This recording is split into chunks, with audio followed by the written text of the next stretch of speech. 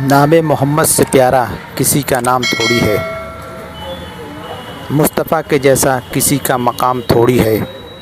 میں یہ مانتا ہوں کہ قابل احترام ہے بہت سی ہستیاں، میں یہ مانتا ہوں کہ قابل احترام ہے بہت سی ہستیاں، مگر مصطفیٰ کے جیسا کسی کا احترام تھوڑی ہے۔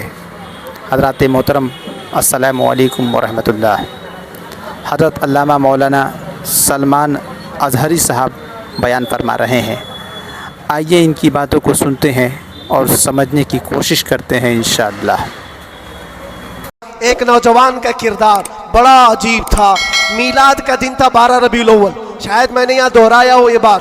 میں ٹرین سے اتر رہا تھا، ایک نوجوان مجھ سے کہنے لگا، حضرت میں چاہتا ہوں کہ آج حضور کی بارگاہ میں کوئی اچھا تحفہ پیش کروں۔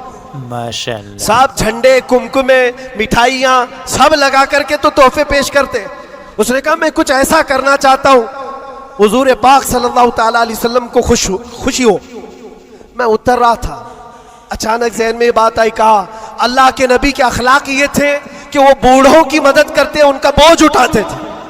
مکہ میں حضور مشہور تھے اس بات پر۔ ہم اتر رہے ہیں، دیکھو ٹرین سے کوئی بوڑھا اتر رہا، اس کا سامان اٹھا کر پہنچا دو، سنت ہے یہ بھی۔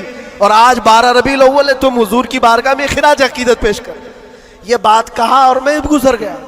وہ جوان ایک بوڑھی عورت 2 بڑے بڑے شاپر لے کر آ رہی تھی، اس کے پاس گیا اور کہا کہ اماں جی مجھے دو، میں اٹھاتا ہوں۔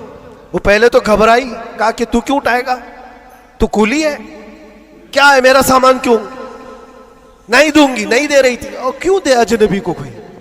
اس نے اصرار کیا، اماں جی دے دو دے دو، اٹھا لوں گا۔ کہا اتنا کیوں کہہ رہا ہے بیٹا، تو سامان لے کے بھاگنا ہے، کیا کرنا ہے؟ اس نے صاف صاف سمجھا دیا، اماں جی بات یہ ہے آج 12 ربیع الاول کی تاریخ ہے، ہمارے پروفٹ محمد صلی اللہ علیہ وسلم کا جنم دن ہے، اور ان کی عادت تھی کہ وہ بوڑھے لوگوں کا بوجھ اپنے ہاتھ اٹھاتے تھے۔ میں چاہتا ہوں کہ ان کا عمل دہراؤں، ان کے اخلاق پر عمل کروں اور میں ان کی روح کو خوش کروں۔ بوڑھی کے دل میں بات آ گئی، کہا لے لے بیٹا، تو تیرے نبی کی بات کر رہا ہے، آج تمہارا کوئی تہوار کا دن ہے، یہ کرنا ہے تو کرو۔ وہ شاپر لے کر کے گیا، اس کو جہاں تک پہنچانا تھا پہنچایا۔